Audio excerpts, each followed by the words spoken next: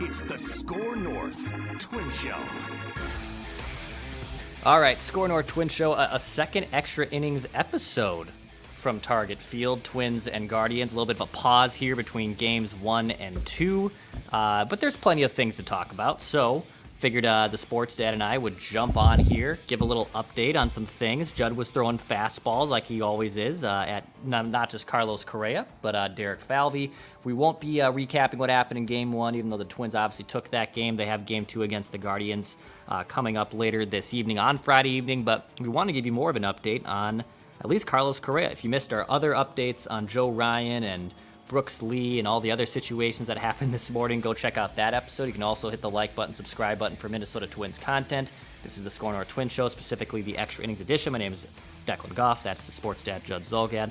All right, Judd, let's talk Carlos Correa here. We weren't able to catch up with him in pregame. It's been almost now a month since Carlos Correa's last played a game with the Twins. He has the plantar fasciitis, this time in the opposite foot, not the same foot from a season ago, which was very intriguing. I know you asked Derek Falvey about how rare or how common, I guess, that is for that same type of injury to flare up in the opposite foot. Falvey said it was possible. But I found it very interesting that basically Correa, when he got his PRP injection, which I believe happened shortly after or before the All-Star break, he started running, he started moving, but the discomfort really started for him when he tried to put cleats on. And then once he started to run with his actual cleats on, not just hitting in the cage and not just being stationary, that's when he noticed, oh no, I'm not quite where I need to be. So what turned into, hey, just maybe a brief IL stint, now we're a month in, and we still really, honestly, don't have a true timetable of when Carlos Correa will return to the Twins. Yeah, I sensed some frustration, and I felt like Correa was, and he's a smart dude. He's played this game for a long time. He's being very careful with his words, which is not like some clandestine, terrible thing. It's just how guys are, especially when you expect to, if you recall, the whole thing was, hey, he's going to go to the All-Star game. He won't play in the game, and he might be playing the weekend after the All-Star game. And now, to your point, it's a month after, and he's still not playing. But that's why I asked him, I said, what is the threshold of pain? Because, right. and Falvey was asked the same thing by someone else in his press conference, which mainly focused on Joe Ryan and the injuries. But, the thing here is they're going to have to pick or Carlos is because he's going to be in pain. Like until this thing rips like it did last year, and then it hurts, but then you get an off season off, right? And then you could come into spring training feeling pretty damn good. But the reality is, what is that threshold? Like at what point do you say, okay, it still hurts, but I got to play? And I felt Carlos was, not surprisingly, very, very careful in how he responded. But he did seem to say that there is sort of a litmus test that he will pass, and that's when he'll come back. Because, he played all of last year with this problem, and there's no question. I felt, especially at the plate, it impacted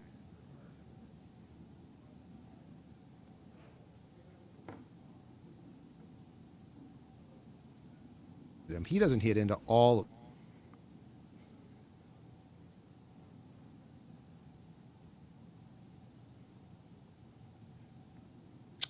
Not sure if we potentially lost Judd there. We might have. We'll put Judd in timeout. To Judd's point, as he was discussing there, frozen Judd. Yes, we see the comments.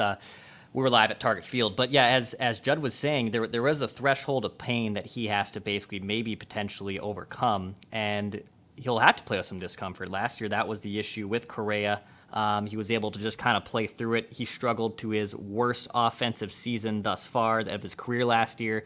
And then he was able to kind of overcome it. I think the sports stat's back now. Am Judd, I back? I think I got you. Yeah, I think it froze for a little bit there. I can go get my cord, too. Because if you want, I can run to my bag and get my DSL line cord here. I think you're okay. It's up to you. I think you're good. It's up to you. If not, okay. I'll just put you back, and I'll put you on the injured list like Carlos Correa. And I'll go get my cord. And then through the threshold of pain, I will continue this podcast.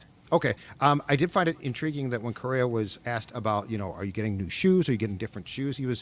He I don't know if bristled is the right word, but it's clearly like there's something going on there. So I would say this. I don't think that Carlos talking to us gave me any better idea of when he's going to be back.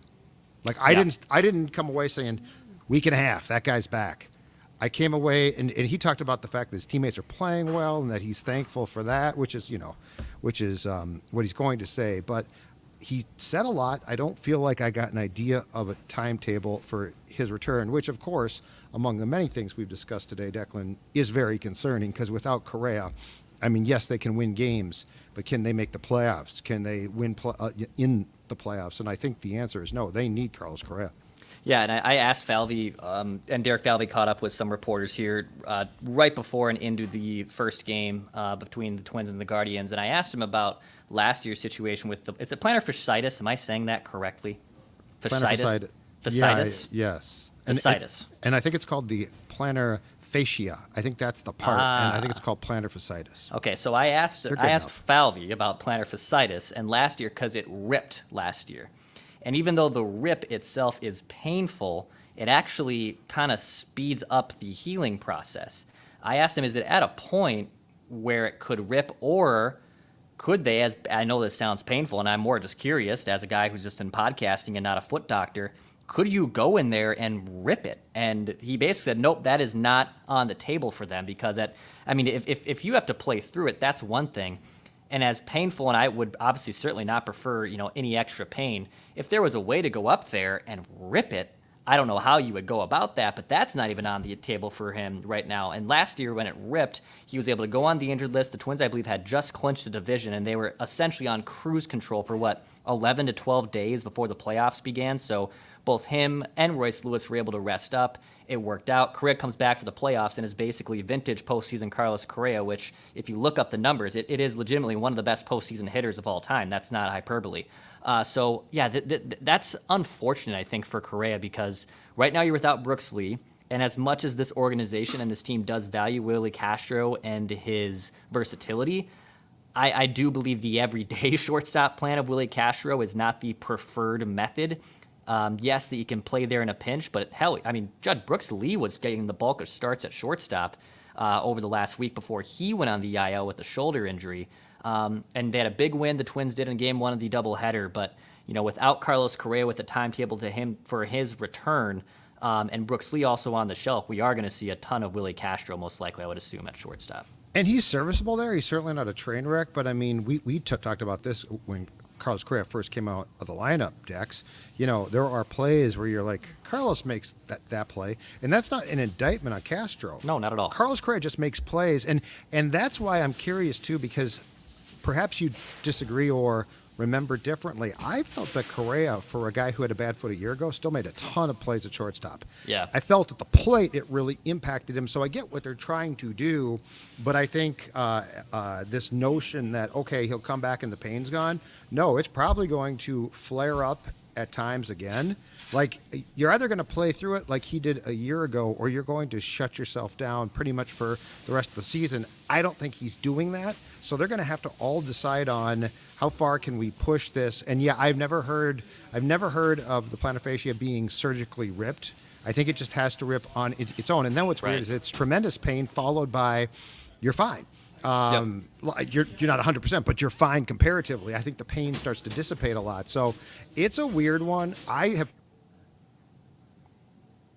Oh no, frozen Judd. I'll update him there a little bit, or at least bridge the gap here as Judd's internet tries to get back to normal. But yeah, I know Judd was asking him about the threshold of pain, because that was the issue for Carlos Correa of last year. He had to play through some of that pain, and now he has to figure out, I think, that part again. And I don't think Correa is going to be one to just sit there and mope and figure out, how much longer can I wait? What type of significant steps can I take in my rehab and make his just playing ability a lot better? I think that's the issue that Carlos Correa probably potentially has to face here and comes to grips with, is eventually over the next week, he'll have to obviously figure out the best way to go forward with this injury before that plantar fasciitis rips. I did find it weird too, not weird, but intriguing that he will have to do some rehab assignments. Correa's kind of, once you become a veteran player like Correa, and even though he has missed some time and needs to probably be on his feet every day, and I think with that injury that's probably telling you why, but he'll have to play in some rehab games too. So I don't think this is even Correa being activated from the injured list, automatically coming back, kind of like he did earlier this year when he was on the IL, I believe with that oblique injury, that he was able to just come up here, get activated from the IL, and start playing baseball with the Twins. No rehab assignment needed. Now, I think Carlos Correa does know he has to play in some rehab, and it really just doesn't sound like the Twins have a plan for Correa to begin that rehab assignment, which is unfortunate, obviously, but we'll see what happens with Carlos Correa. I know Judd's getting his internet cord right now. He's plugging into the wall. God help us all. But hit the like button and subscribe button. This is the SKOR North Twins Show. My name's Declan Goff. You can expect extra innings content from the ballpark from the majority of the season. You can also expect full Twin Show episodes with Mackie, Judd, and myself, Trevor Plouffe, on Tuesdays. So hit the like button and subscribe button. Judd, you are hardwired in now. I am. Okay. I am. I'm Let's see if that hardwired fixed in. it. I Okay, should have done that the first time. I was telling them how I found it interesting that Correa even is waiting on a rehab assignment, because Correa was someone, like when he was on the injured list earlier, he was not someone that said, I'm going to go up, I'm going to do a rehab. Yep. No, he'll just go. But he's still waiting on a rehab assignment. So it's not even, we're not even at the point where we even know when Carlos Correa is even going to go on the rehab assignment either. Oh yeah, no. Again, I have no idea. They're just going to have to at some point decide here. Like and if he's like, I can't play, then he can't play. But yeah, this is, he updates you, and that's great. He doesn't hide. But the reality is, I didn't get the sense that Derek Falvey or Carlos Correa have any idea about when Carlos Correa is going to come back. And I mean, it's been a tough day here. You lose. I mean, Joe Ryan, Correa's still out. It was incredible.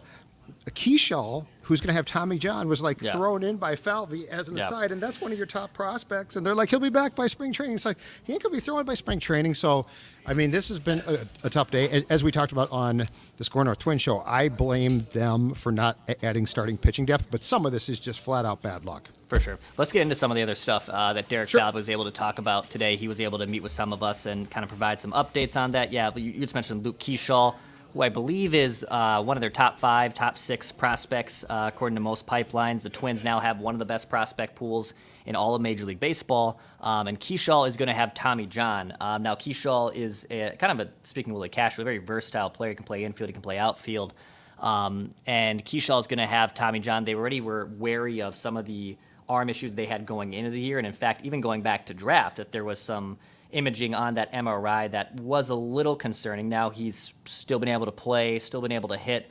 Their plan here is, their thinking is, I should say, that if he has the Tommy John now, he should be okay to at least start hitting and having a normal type of spring training next year, instead of he finishes a minor league season, which, let's be honest, I wouldn't say it's useless, but at this point is pretty damn close to being useless. He's not going to be called up by the Twins.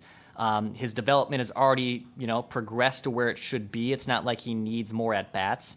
And the hope would be that, hey, by spring training, we'll avoid that issue. We won't sit on it for 6-7 months. We won't delay the surgery for 2 months from now where he does miss spring training. But to your point, I mean, we've seen this with Ohtani. We saw this with Miguel Sano. It's a quicker in air quotes rehab than obviously a pitcher who's not using his arm to throw a baseball 95 miles an hour every day. But yeah, that was also thrown there. Luke Keaschall, one of the Twins' top prospects, who I believe was somewhat the Twins had maybe floated him. I know Dan Hayes went on Foul Territory of the Athletic and said, Luke Keaschall was someone, but the White Sox never really advanced past the talks. Regardless, the Twins never really were able to advance past it. But Luke Keaschall, top prospect, he will undergo the knife. Unmute myself here. Oh, no. There's no question that the White Sox probably found out about what was wrong, right? And so they might have balked at that. I don't know. It's just more of bad news. Again, I don't blame them. I did think it was interesting, though, to talk about Joe Ryan, and I asked Falvey if there was now a regret about not doing more to add starting pitching. And before we all say, well, the poll ads were too cheap, yes, I do think the payroll played a role.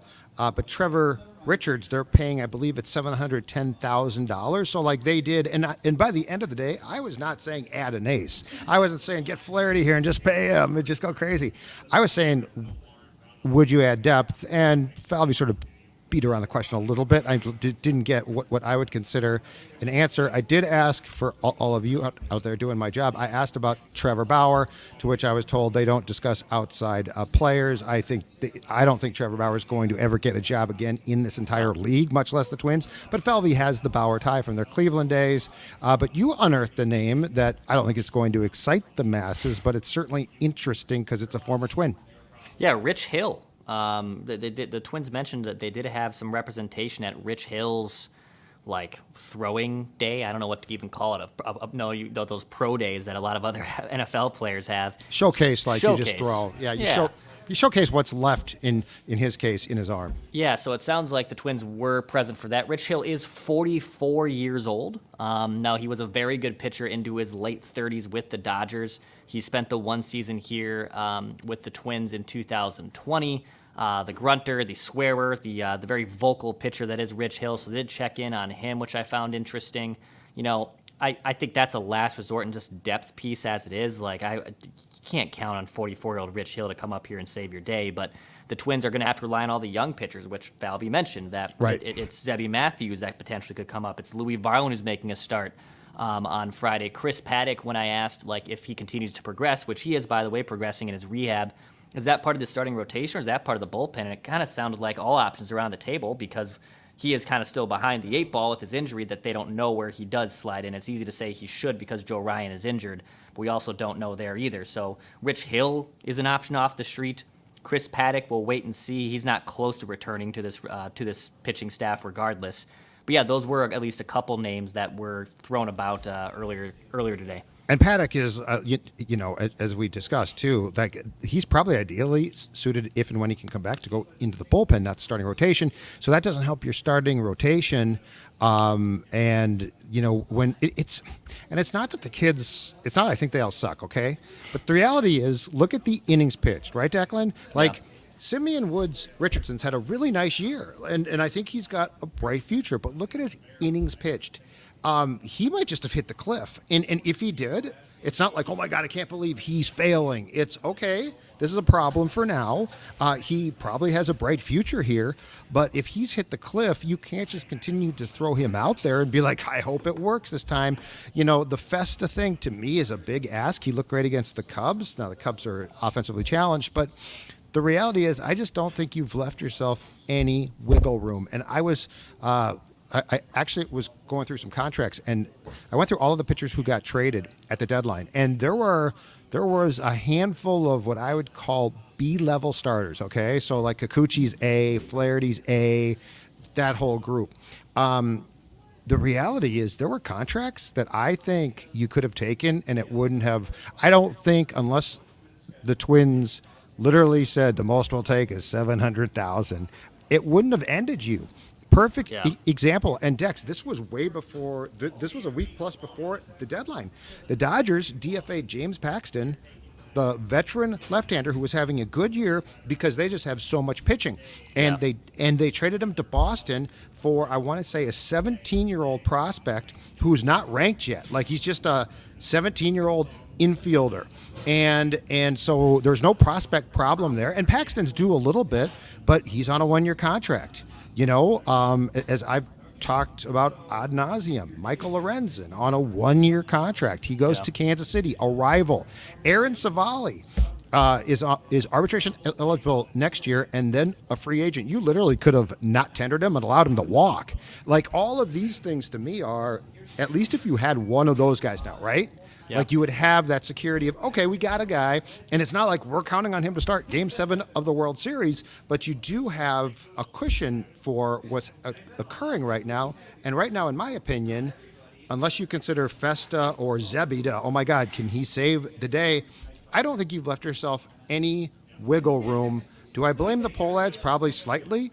But more so, I just think it's when I look at the prospect pool that was traded for the guys I just brought up, it wouldn't have hurt you one bit, not one bit. The Brewers traded an infield prospect to the Rays for Savali, and I believe he was ranked 21st by Pipeline and 26th by Baseball America. So again, we're not touching top 10, top 15 prospects.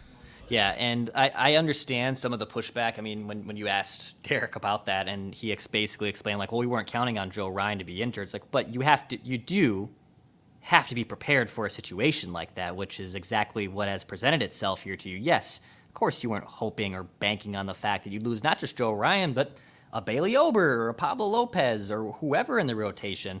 You needed some insurance, and the Twins elected to not get insurance. I also had heard over the course of the day that Michael Kopech was another name that came up at the deadline, a pitcher of the White Sox who was at one time a top 100 prospect. He goes to the Dodgers. It sounds like the White Sox just like weren't willing to do in-division trades with the Twins, and whatever, take that for whatever it's worth. And personally, I'm a big fan of the pitcher that is Michael Kopech. I would have been more excited about that than Trevor Richards, but it doesn't take away the fact that you still needed a starting pitcher. You needed someone like a Savali or a Chris Paddack or not a Chris Paddack, Savali or Michael Lorenzen.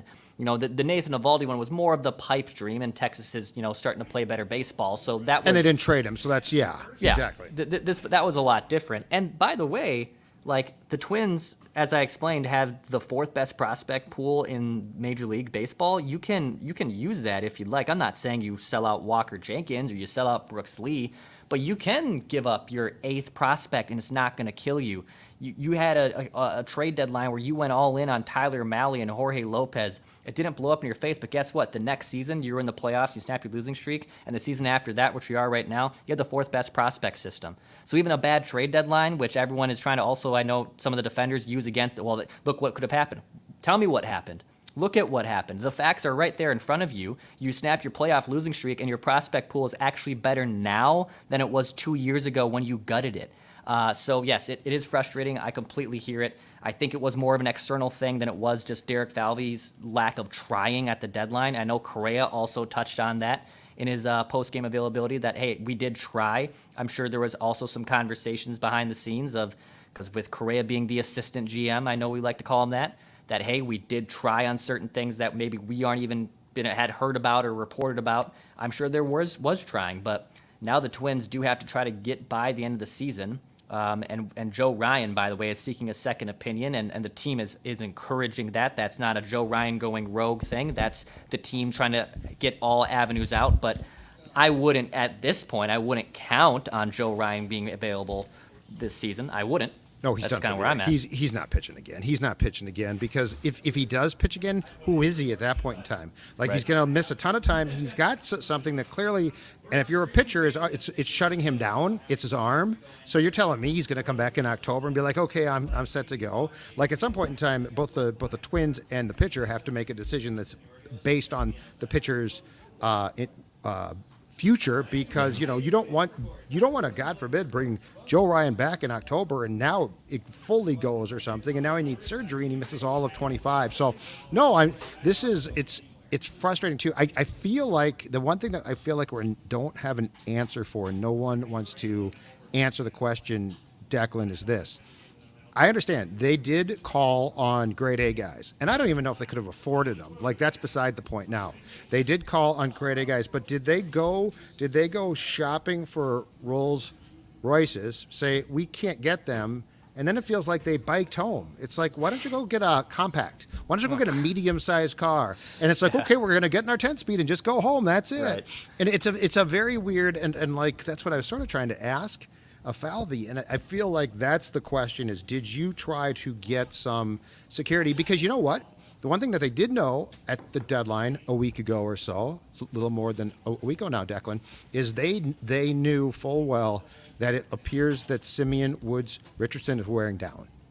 Like, you've seen that for a week and a half, 2 weeks. His last 2 starts, he looks like a guy who's wearing down. And no, it's 2024. Innings pitch matter. Like we can say it shouldn't matter, but it does. So anyway, it's just the question I would like to have answered is, from a baseball operations standpoint, did you make that second level of phone calls? Because clearly you called Toronto and got a guy off the reliever scrap heap. Yeah.